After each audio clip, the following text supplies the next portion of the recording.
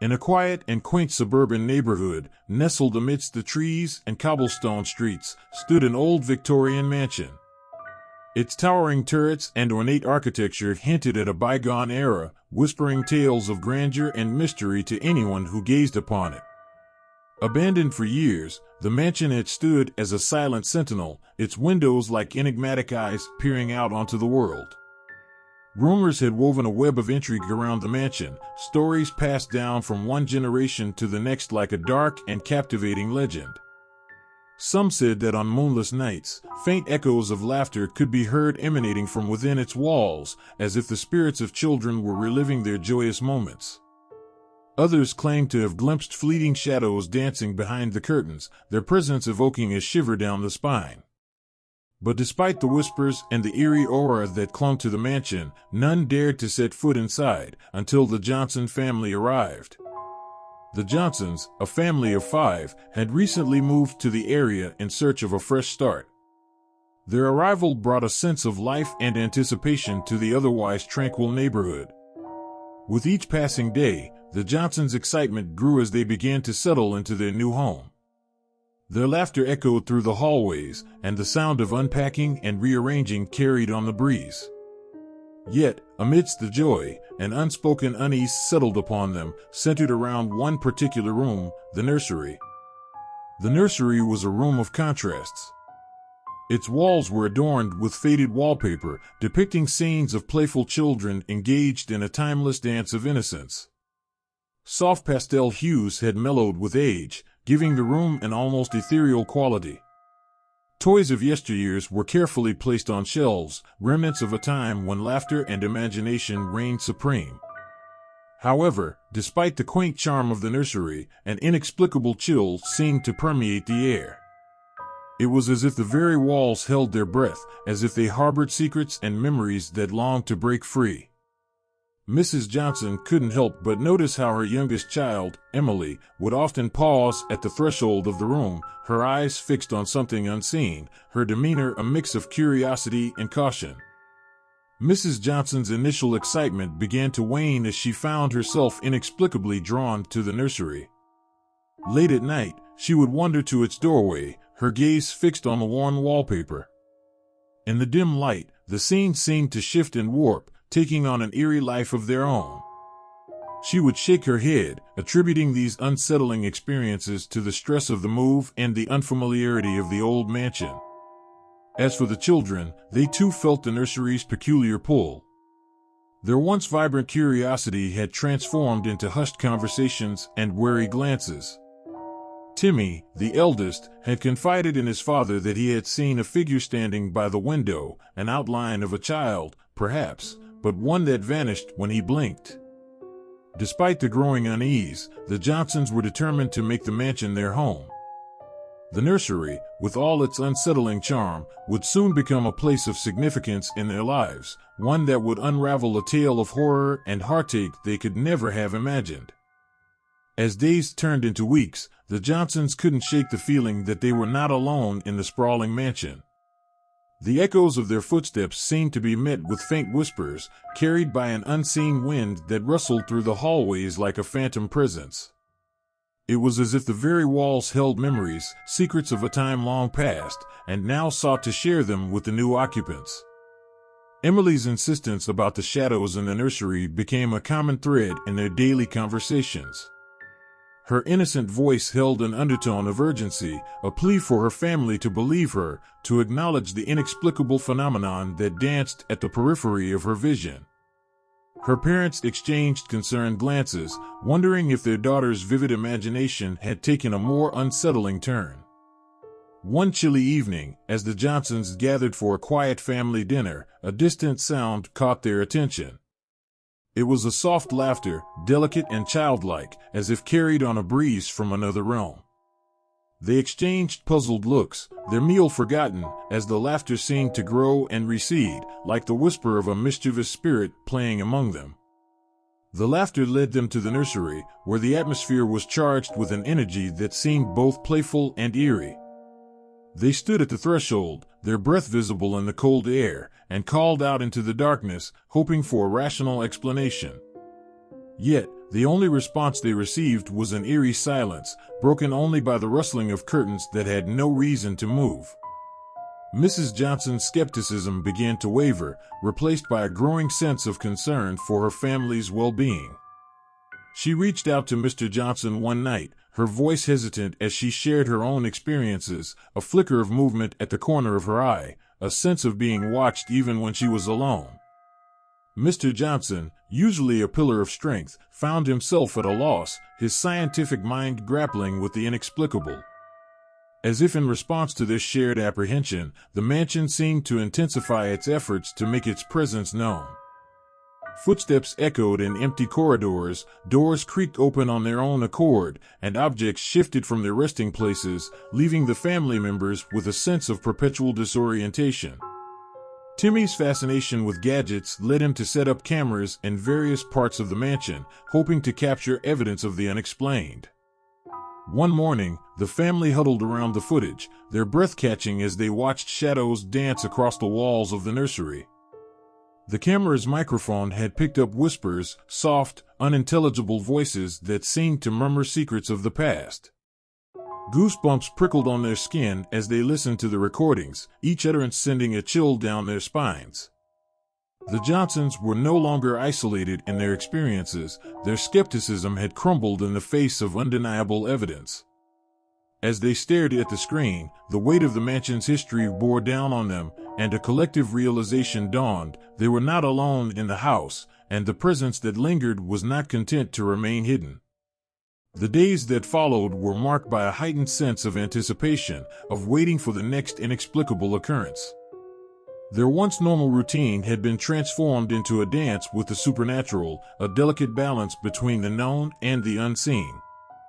The Johnsons found themselves on the precipice of a choice: to flee from the mansion's chilling embrace or to confront the darkness that had awakened within its walls. As the days rolled on, the Johnsons delved deeper into the history of the mansion, unearthing a tapestry of secrets that had long been concealed.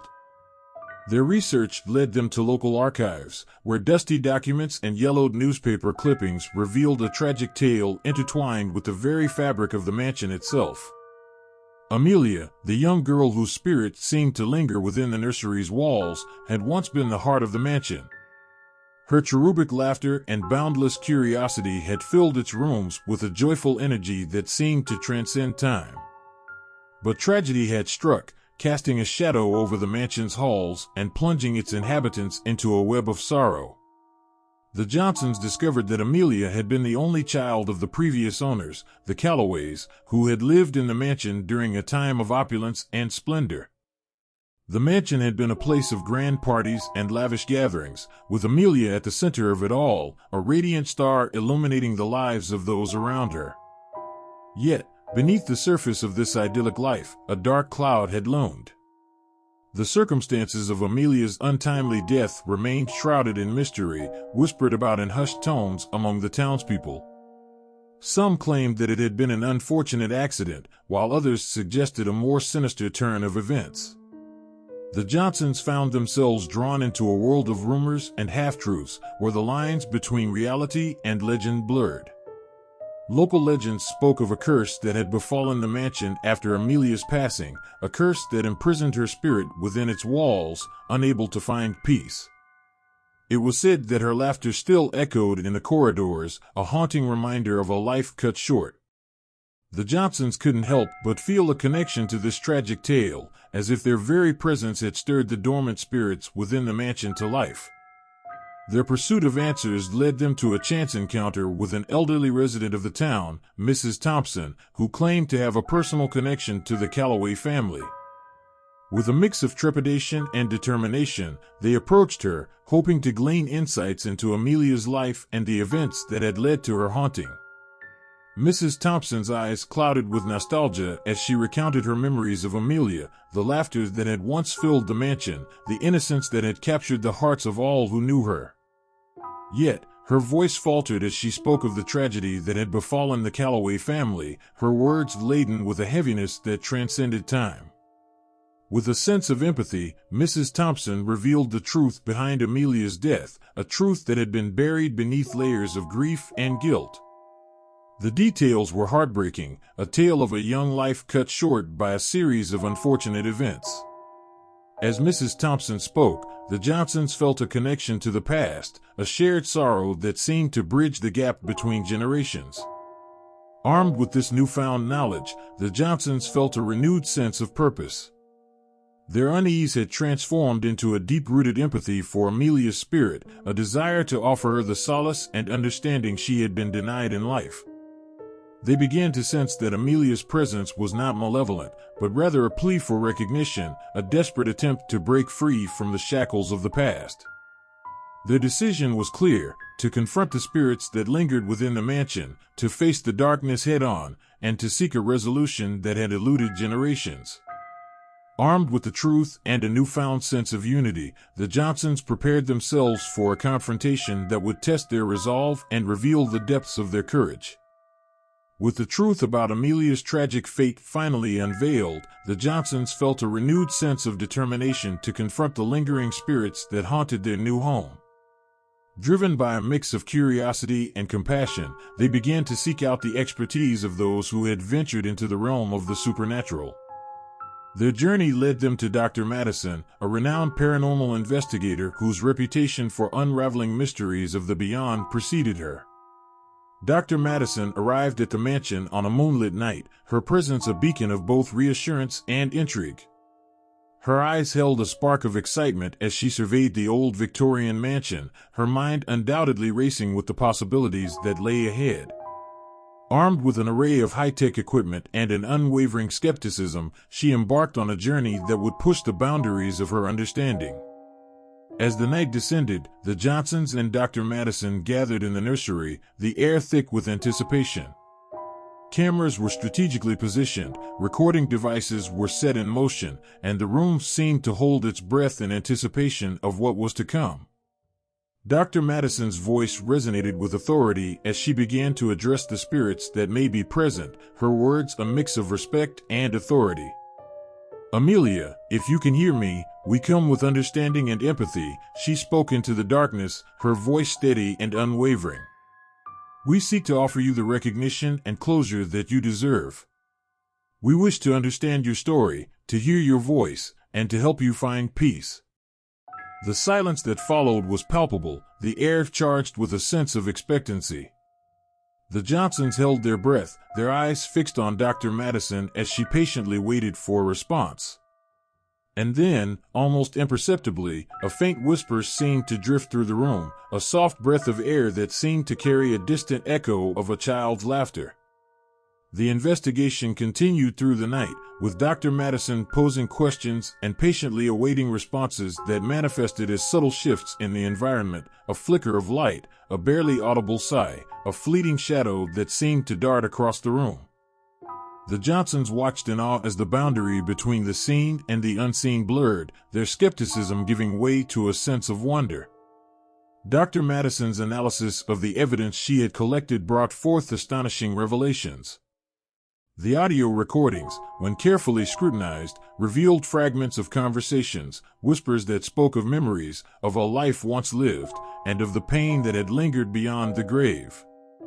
The footage captured ethereal movements, shadows that seemed to dance to an otherworldly rhythm, as if responding to the presence of the living.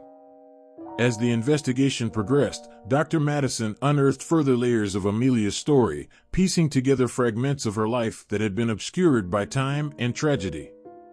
The Johnsons listened intently as she recounted tales of Amelia's vivacious spirit, her love for exploration, and her unwavering bond with her family. They felt a growing connection to the past, as if they were becoming intertwined with the lives that had unfolded within these very walls. Intriguingly, Dr. Madison's findings hinted at a possibility that went beyond the realm of mere coincidence. It seemed that Amelia's spirit was drawn to the Johnsons, a connection that transcended time and space. The evidence suggested that Amelia sought a form of redemption, a chance to communicate and be acknowledged by those who now inhabited the mansion she had once called home. As the investigation drew to a close, the Johnsons felt a sense of awe and gratitude for the journey they had embarked upon. The walls of the mansion, once shrouded in mystery and unease, now seemed to exude a sense of understanding and acceptance. They realized that they had become a part of Amelia's story, a bridge between the past and the present, and they were determined to honor her memory by offering the closure she so desperately sought. Armed with newfound insights, the Johnsons prepared themselves for the final chapter of their journey, a confrontation that would bring them face to face with the ethereal presence that had captured their hearts and ignited their compassion. The nursery, once a source of uncertainty and fear, now held the promise of a connection that spanned generations, a chance to mend the wounds of the past and forge a path toward healing. With a renewed sense of purpose and a deeper understanding of Amelia's tragic tale, the Johnsons stood united in the face of the unknown. The nursery, once a place of uncertainty, had transformed into a haven of shared resolve, a space where their collective courage radiated like a beacon in the darkness. The night of their confrontation arrived, a symphony of emotions echoing through the halls of the mansion. The Johnsons gathered in the nursery, hands clasped together, their hearts beating in unison. The air crackled with a blend of trepidation and hope, each family member offering silent reassurances to the others. As they stood there, the Johnsons felt a palpable shift in the atmosphere. A faint breeze brushed against their skin, carrying with it a sense of presence, an energy that seemed to wrap around them like a protective cocoon. The room was bathed in a soft, ethereal light, casting a glow upon the faded wallpaper that had once seemed foreboding. With voices that quivered with a mix of anticipation and conviction, they began to speak. Their words were a tapestry of apologies, of compassion, and of promises to remember Amelia, to honor her memory, and to acknowledge the pain that had lingered for far too long. Their voices carried a weight of sincerity, a shared understanding that transcended the boundaries of time.